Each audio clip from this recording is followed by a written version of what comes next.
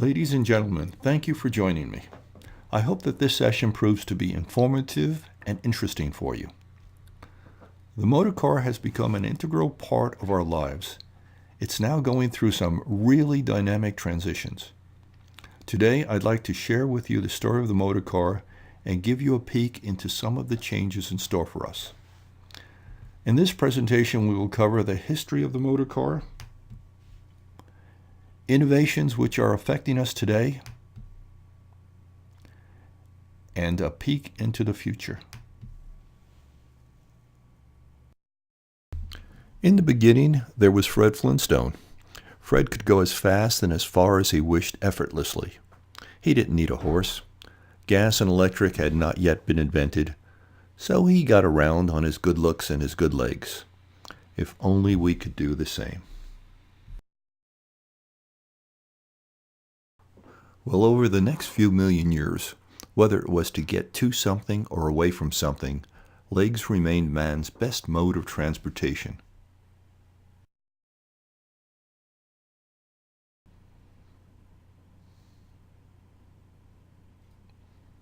Finally, about 6,000 years ago, on the Eurasian steppes in present-day Kazakhstan, man came up with a new invention: the horse.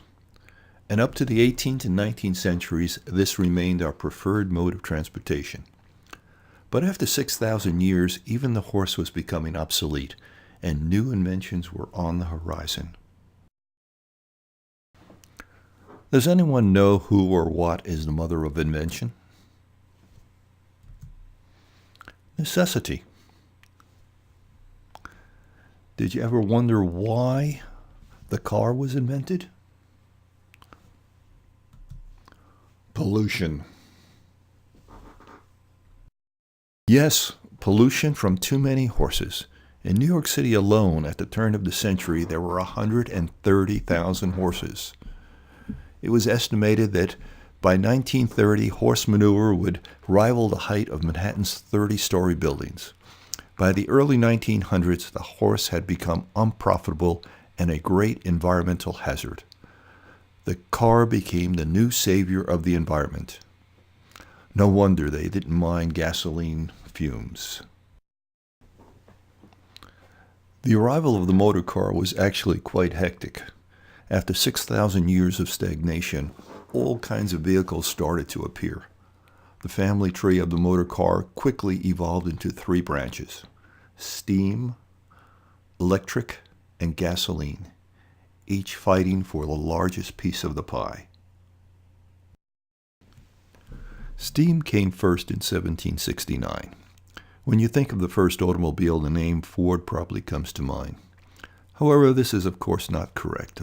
Ford did not invent the automobile. He didn't even invent the production line. The first horseless road vehicles started making some headway in the early 1800s. However, although the history of the first road vehicle is a bit clouded, in 1769 the first vehicle to have actually moved appears to be a steam-powered vehicle, Carnot's Fardier à Vapeur. It was designed to haul artillery and traveled at up to 4 kilometers per hour, 2.5 miles per hour. Actually, it was also the first road vehicle to be involved in an accident, and fortunately, an associate of mine was on hand with her iPhone to record the crash.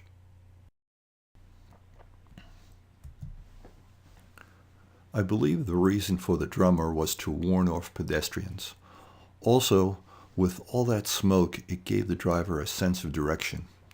Although admittedly, it probably wasn't the best sense of direction.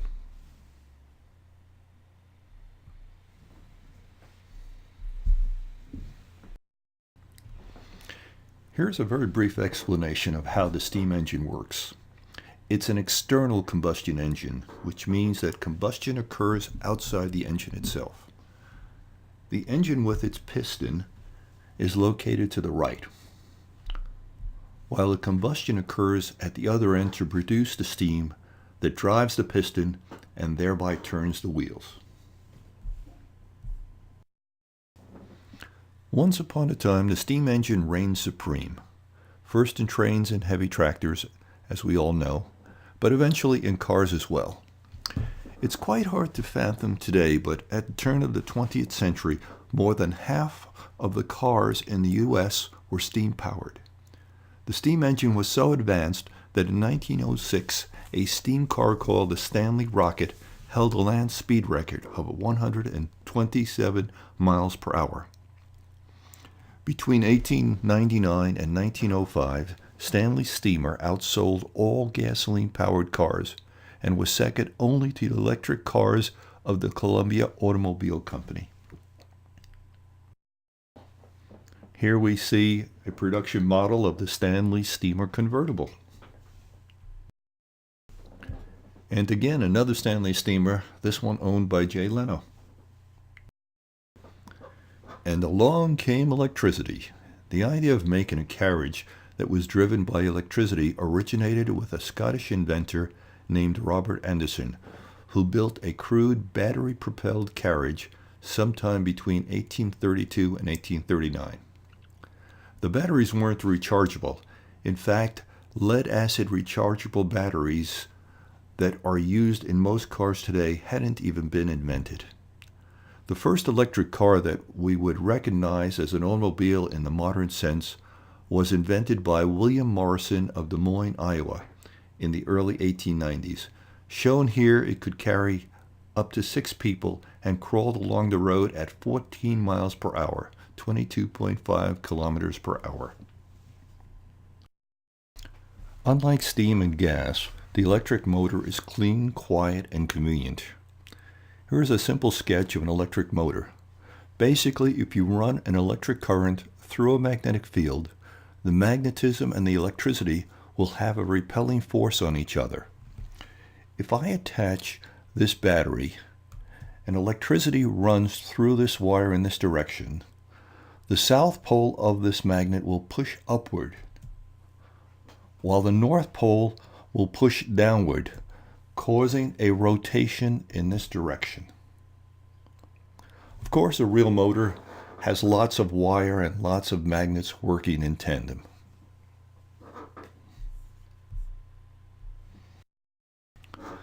Girls dig electric cars. At least that was the marketing message back in 1915, when petrol-powered autos were beginning to decisively pull away from electric ones. Battery-powered vehicles retained popularity among doctors and female drivers in cities, who value them for their reliability. They wouldn't blow up, as gas cars were known to do on occasion, required no cranking, and in general were a lot easier to operate. In fact, Clara Ford, Henry's wife, drove a 1914 Detroit Electric car produced by the Anderson Electric Car Company. The Detroit models could run 80 miles on a single charge, with a top speed of about 20 miles per hour. Not bad considering the roads of the day. In the late 1890s, electric vehicles outsold gasoline cars 10-1.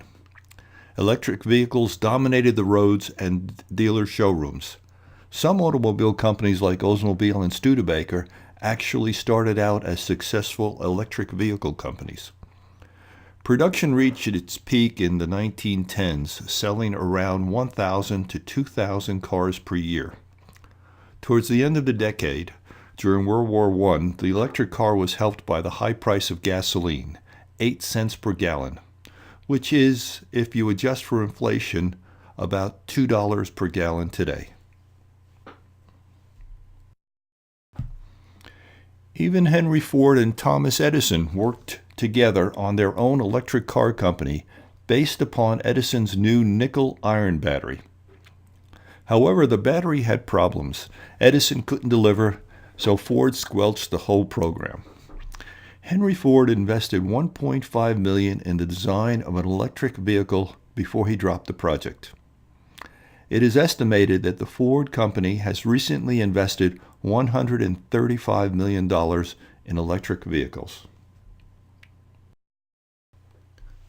The first automobile with an internal combustion engine was built by Carl Benz, co-founder of Mercedes-Benz. In 1886, Benz patent Motorwagen was one of the most outstanding innovations of its time. The Motorwagen was a two-seater vehicle with a compact, high-speed, single-cylinder, four-stroke engine installed horizontally at the rear. The engine output was 0.75 horsepower, about the equivalent of a modern-day electric bicycle. As a brief sideline on the history of the automobile, it turns out Carl Benz was a great engineer but a terrible salesman. Bertha Ringer invested heavily in the work of her fiancé Carl. As an unmarried woman, she was able to do so. After she married Benz in 1872, according to the law in those days, Bertha lost her judicial power to act.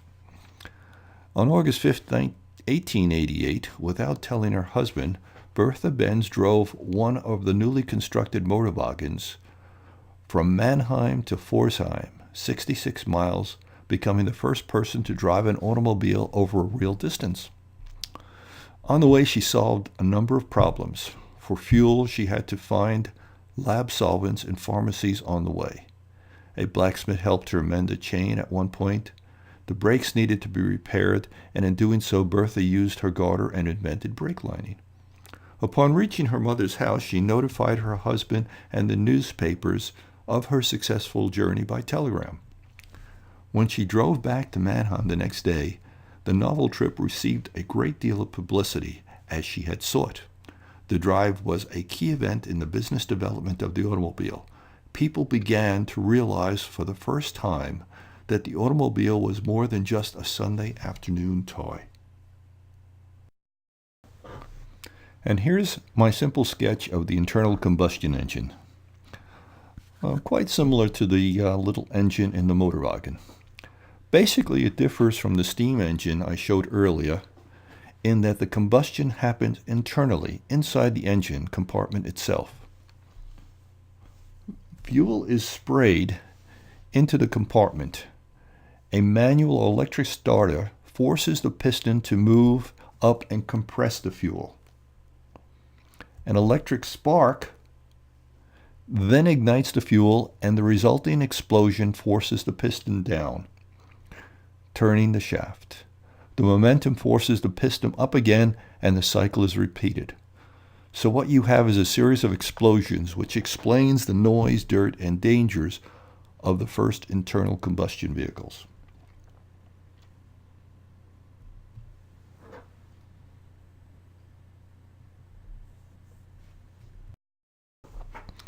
In 1893, brothers Charles and Frank Duryea founded the Duryea Motorwagen Company, becoming the first American automobile manufacturing company.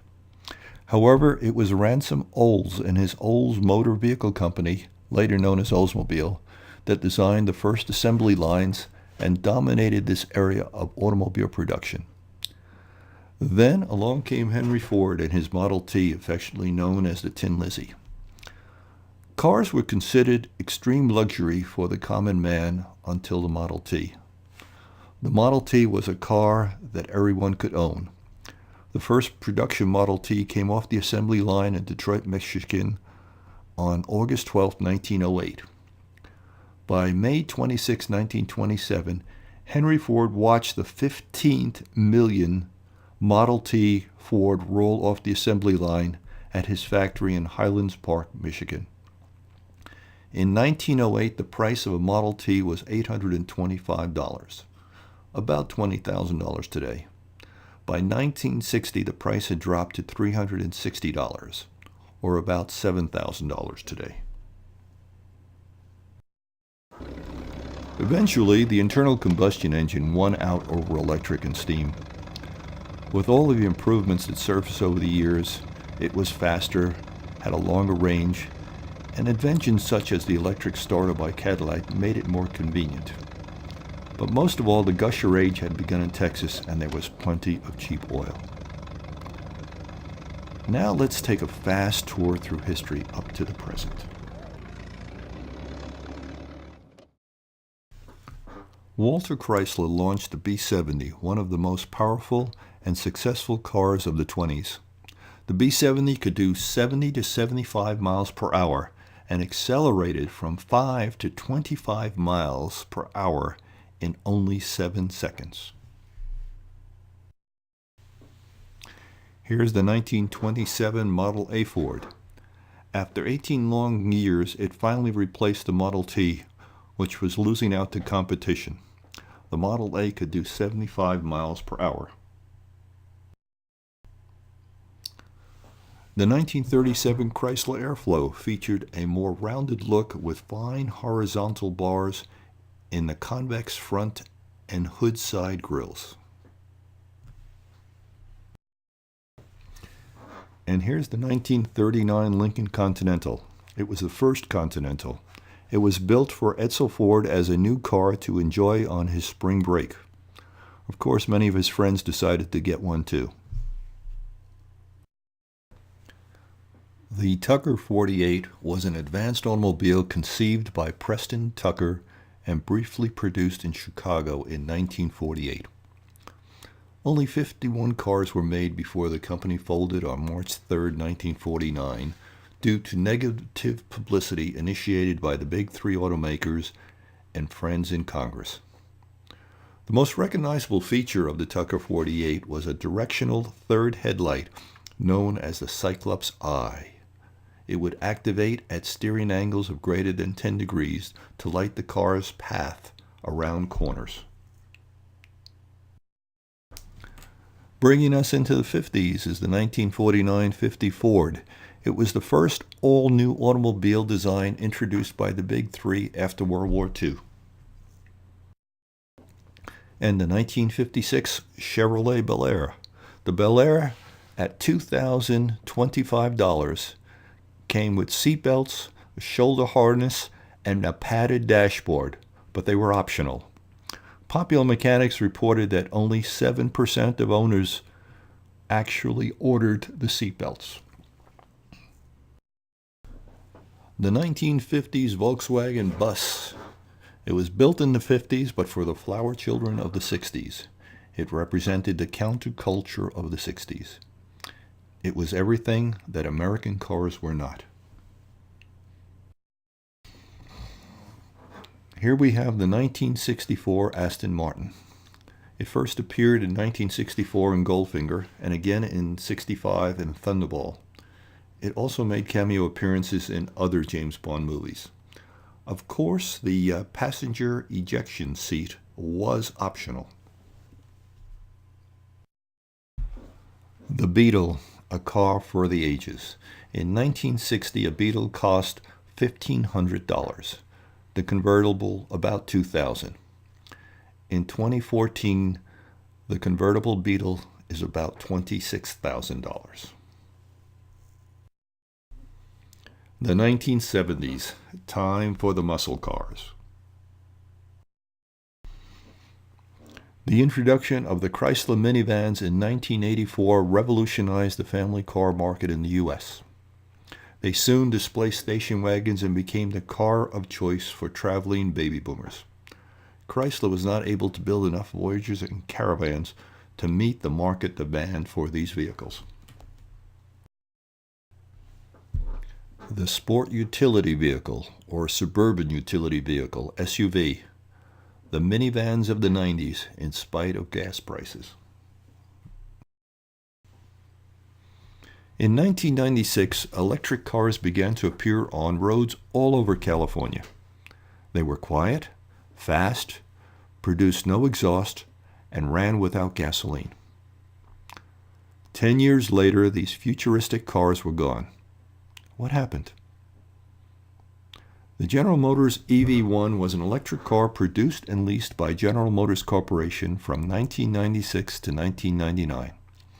It was the first mass-produced and purpose-designed electric vehicle of the modern era by a major automaker. The EV1 had a stated range of 70 to 100 miles. In 1999, when GM shut down the EV1 assembly line, about 1,100 had been produced.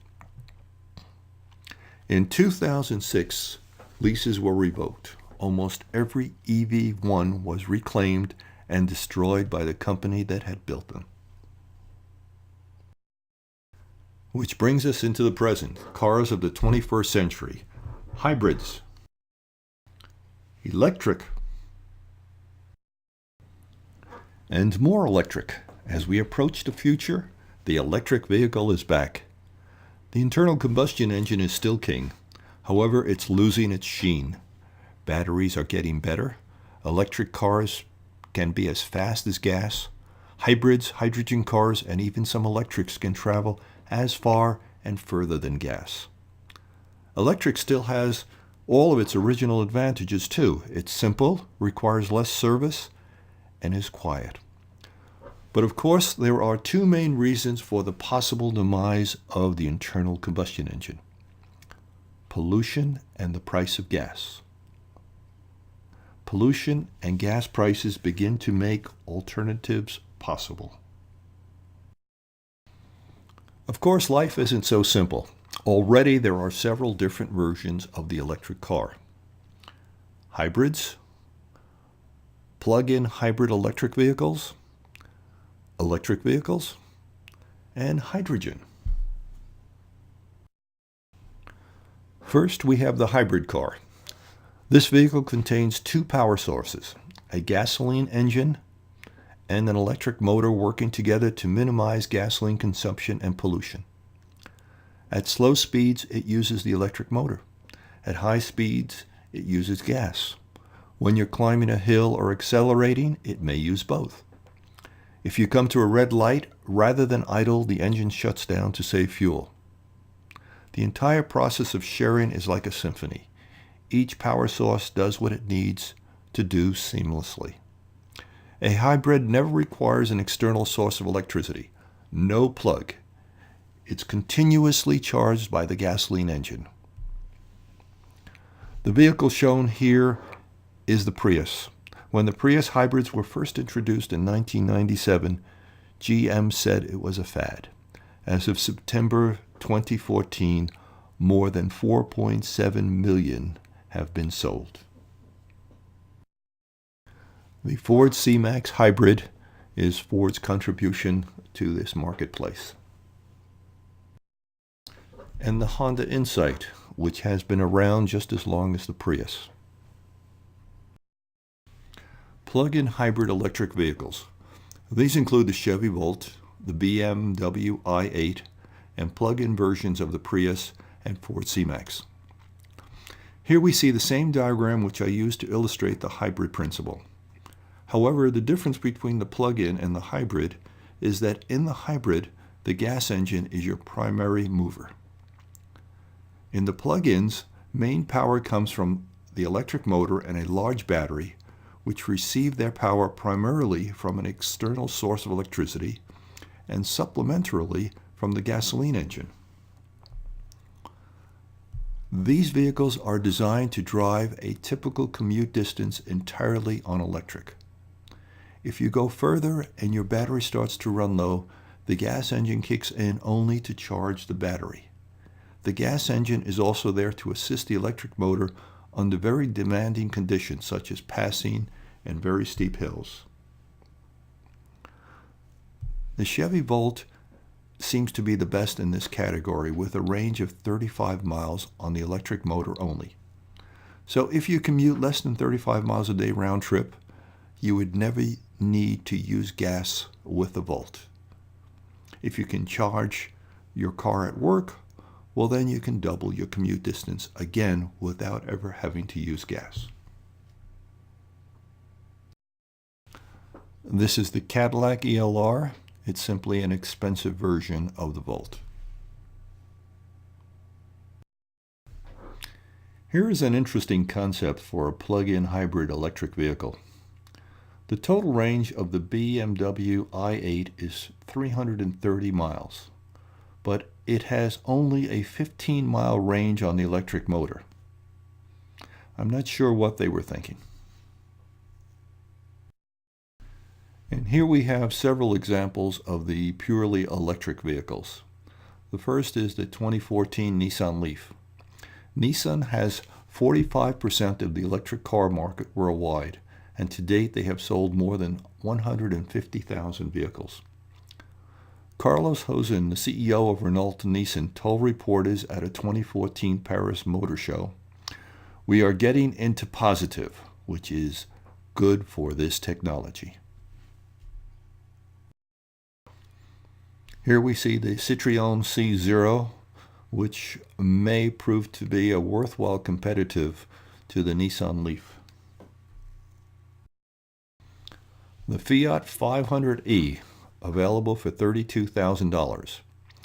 In May 2014, during a question and answer session, Sergio Marconi, Fiat Chrysler Automobile's CEO, said, "I hope you don't buy it because every time I sell one, it costs me $14,000.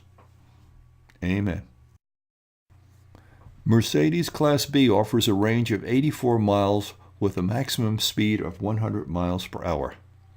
It uses the Tesla S-Class battery and a temporary range extender, which overcharges the battery to give you an additional emergency 17 miles. Wow. BMW i3, about the same price as the Mercedes Class B. It offers carbon fiber panels to reduce its weight and to yield a range of 72 miles on electric and a total of 150 miles if you utilize the gasoline-powered range extender. The Tesla Model S, at about $70,000 to $120,000, it is built from the ground up as an electric vehicle.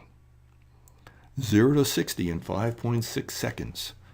265-mile range with their 85 kilowatt-hour battery, and still 200-mile range with their 60 kilowatt-hour battery. Tesla has been working feverishly on reducing the charging or refueling time for their vehicles. With a standard 120-volt 50-amp outlet, it takes 10 to 12 hours to refuel.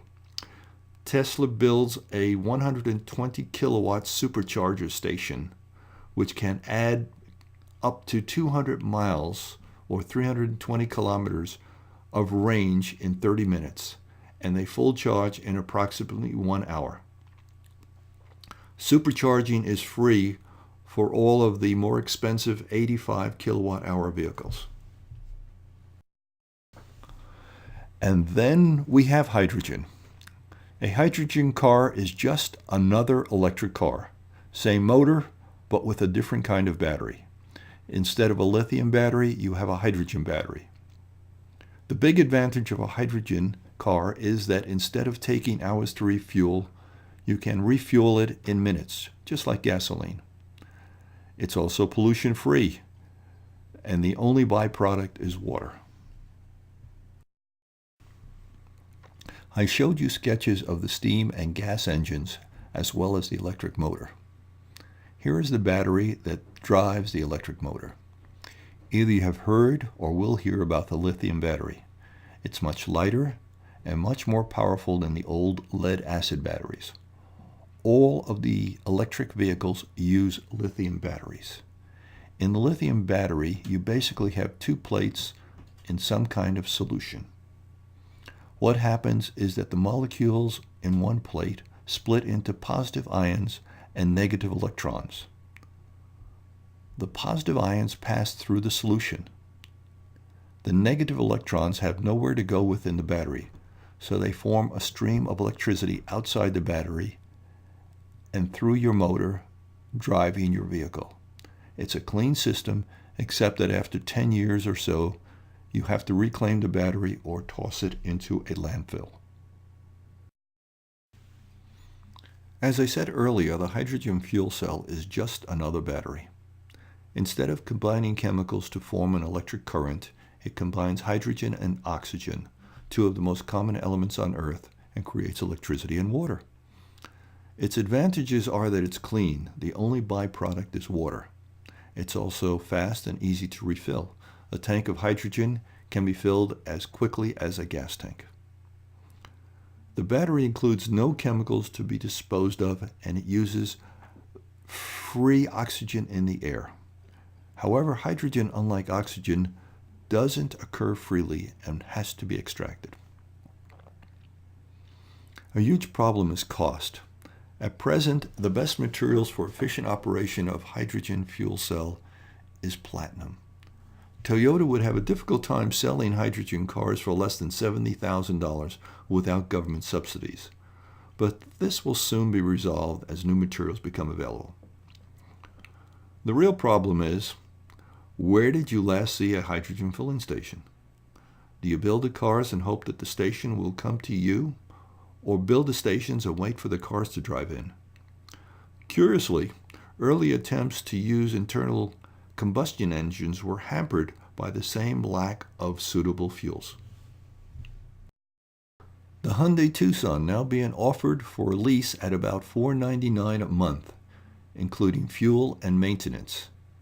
$2,990 plus taxes are due at signing. No purchase at the end of the lease. It offers a 265-mile range and refueling takes only minutes, if you can find a hydrogen station.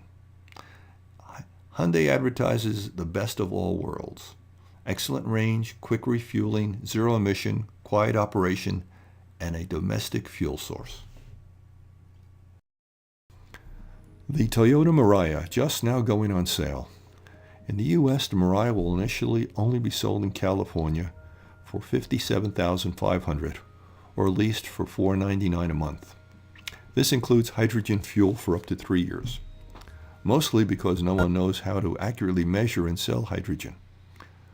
The last semi-official number of pre-orders for the Mirai were around 200, but demand is strong enough that Toyota will expand annual production capacity at their secret workshop from 700 in the first year, 2015, to around 2,000 after that. The Mercedes B-Class F-Cell is powered by a 136 horsepower electric motor. The hydrogen-powered electric car provides a range of 240 miles and a refueling time of just under 3 minutes. Hey, now that's an exciting thing when you compare it with the range and recharging time of a lithium-powered electric car. General Motors' fleet of fuel cell vehicles recently passed 3 million miles of hydrogen-powered real-world driving. One of General Motors' fuel cell research vehicles recently topped 100,000 miles of real-world driving. By using renewable hydrogen, this vehicle has saved 5,260 gallons of gasoline. At $3.50 per gallon, that's more than $18,000 in fuel cost savings. Not bad. The Honda FCX Clarity was first released in very limited numbers in 2008 at about $600 per month, which covered everything from maintenance, insurance, and even fuel. Honda has now stopped production of the Clarity. The FCEV concept is the next generation Honda. It will be available in 2015, and compared to the Clarity, it will offer 60% more power with the hydrogen cell size reduced by 33%. The Honda FCEV is anticipated to deliver a driving range of more than 300 miles with a quick refueling time of about 3 minutes. Of course, I cannot cover all of the hydrogen vehicles that are in our future, but suffice it to say that Ford, Audi, Volkswagen, and a lot more companies are all testing their own hydrogen cars today. And this brings us into the future. What are they working on? What will be there for us and our children in 5, 10, 20 years? Well, there are the autonomous cars that drive themselves, flying cars that won't even require a driver's license, air cars, biofuel and natural gas vehicles, turbine electric hybrid vehicles, cars that run on salt water as a fuel, nuclear vehicles operating on the power of fission, fusion of hydrogen for safe, cheap, and long-term power. And what about wireless electric power of transmission?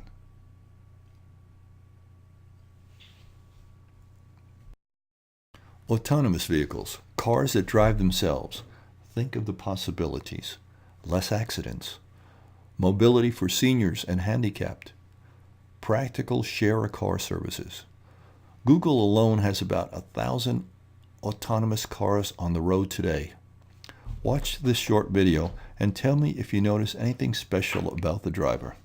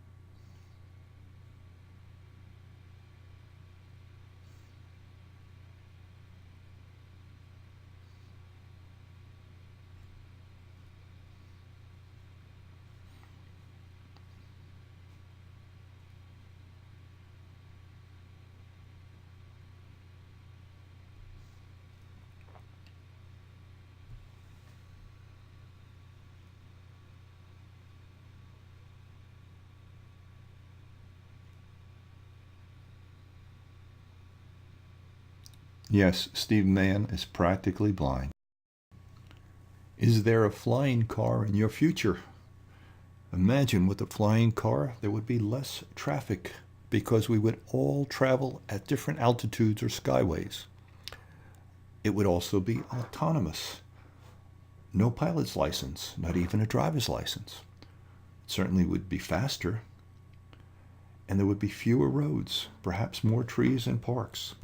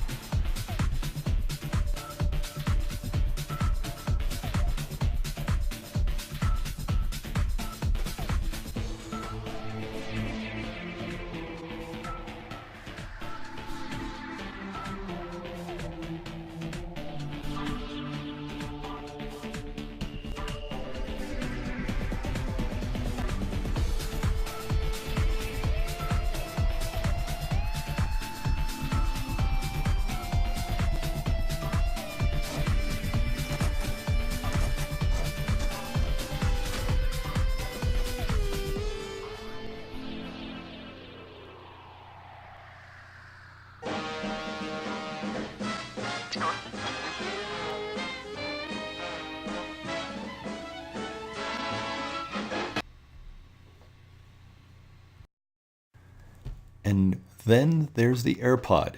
It doesn't fly, but it drives 100 miles at 50 miles per hour on air. Ideal for urban traffic. You fill this car with air just as you would fill your tires. Inexpensive to drive, and at $10,000, not very expensive to purchase.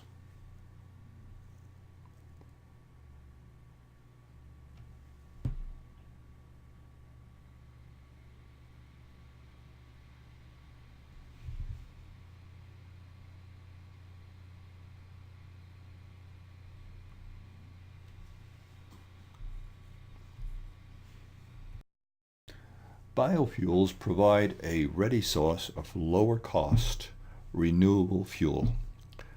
However, there are still problems, such as the fact that they still offer some carbon emissions, and there is concern over the prices and shortages of food.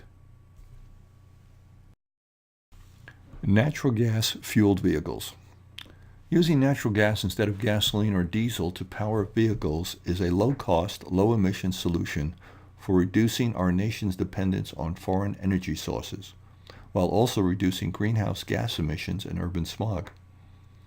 Most natural gas vehicles, approximately 15 million worldwide, are in the Far East and South America, while the United States accounts for only 140,000, less than 10%. So what about a jet car? If a turbine engine can power a plane past the speed of sound, why not use it in a car? Actually, Chrysler, back in the 60s, did try this. The Chrysler turbine had a smaller, more powerful engine that could thrive on just about any kind of fuel. However, by itself, it wasn't quite suited to the restrictions of driving a vehicle in traffic. Today, these restrictions have been resolved by another hybrid, which combines the turbine jet with an electric motor. As hybrid electric cars like the Toyota Prius take a larger share of the market, gas turbine engines could be used to extend their range. The key is making them smaller and inexpensive enough to make sense for personal vehicles. So far, Jaguar Land Rover is ahead of the game. Working with SR Drives and Blandin Jet, it received a grant from the British Technology Strategy Board to develop a micro gas turbine for use in a powerful but low-emission car. The Jaguar CX-75, the concept that debuted at the 2010 Paris Motor Show, is an electric hybrid that uses two small gas-powered turbines to generate electricity when the battery is low. Looking at the stats, it's an impressive ride, an estimated fuel economy of 40 miles per gallon with a 778 horsepower engine. Imagine the mileage with a lot less horsepower. Even Walmart is working on hybrids. This is their concept turbine electric vehicle. When used for short runs, it can be plugged in overnight. For long hauls, the turbine jet engine will keep the battery and electric motor going forever. And here's something really exciting. There's a car out there right now that runs on salt water for hours at high speeds without any pollution whatsoever. The Quant, capturing the power of the oceans.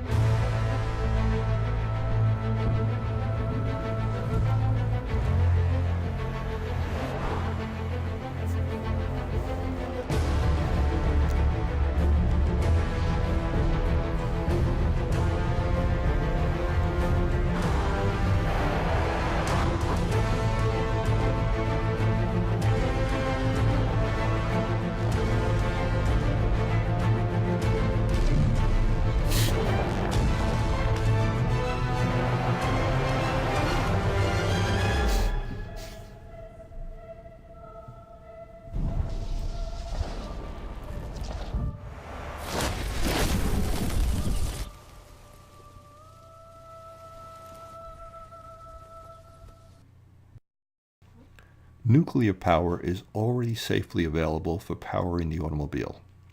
First, let's look at the difference between nuclear fission and nuclear fusion. Fission is what powers our bombs and present-day reactors. It's a powerful source of energy, but in the past we have been quite remiss about properly taming it. In nuclear fission, we split large atoms such as uranium and thorium to produce slightly less large atoms and lots of energy. In nuclear fusion, we combine isotopes of hydrogen atoms to produce helium and again lots of energy. Now, except for in the movies, such as Back to the Future, man has not yet learned how to harness nuclear fusion. Nuclear fission for automobiles, on the other hand, is already here. How does never having to fill your tank sound? With a nuclear fission engine that runs safely on thorium, one of the Earth's densest and most plentiful elements, you will only need to refuel once a century. A company called Laser Power Systems has a thorium propulsion system in the works. Due to the mineral's density, it can produce a lot of heat, which with the help of a laser can heat water into steam to power a mini turbine. According to the company, 1 gram of thorium can provide as much power as 7,400 gallons of gasoline. Prototypes are weighing in at 500 pounds, making it again possible to build a viable steam car. Did you know that Tesla, the new electric car company, was named after Nikolai Tesla? Who's Nikolai Tesla?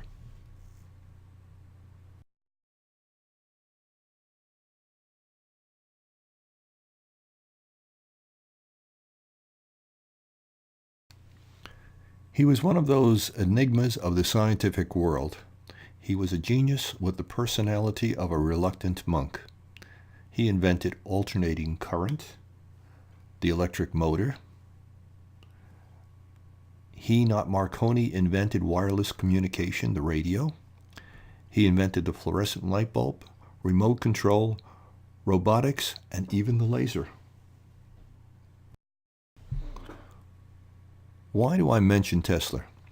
Because when he died in 1940, he had been working for many years on a death ray and on wireless transmission of electric power. Now, I don't know what happened to the death ray because right after he died, the FBI swooped in on his lab and confiscated everything. However, wireless transmission of electric power is different. 100 years ago, how would anyone be able to imagine our transmission of wireless communication, our radio, TV, cell phone, and computers? Today we take it all for granted.